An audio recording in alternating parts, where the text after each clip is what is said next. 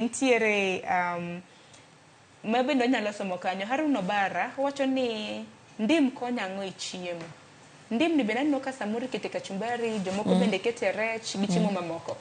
Ndim ni bende konyo ang'o?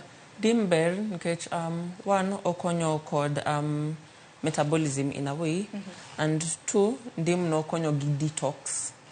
Nikech wa chamo chiemo mang'eny, so iyudo emomiyo ani yud i drinks mang'eny kata ki fruit juice mang'eny magin geared towards detox, ani yud ndim tiere kanyo. Nikech ndim konyo break fats, unnecessary fats mwan kodo i dendwa.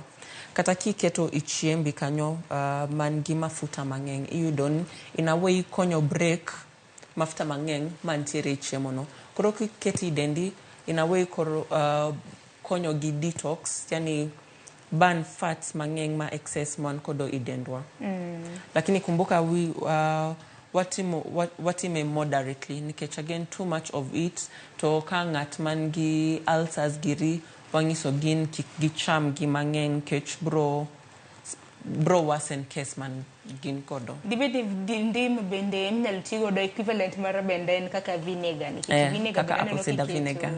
Ndio. Yake chips gini tinde karamna kidi karamna bura Nairobi ntiere moko magawa bebe uso chips neno ka giketo nyaka vinegar kanyo. Alafu yudo waketo gi i chiemo man ga gi mafuta mang'eny, nikech kinde gi mana neni watemo ni wa burn fats mang'eny man tiere chiemo no. Koro kata apple cider wantie gi joma tiyogo, iyudo ni gi mix i pi gokinyi alafu gi madho first thing in the morning.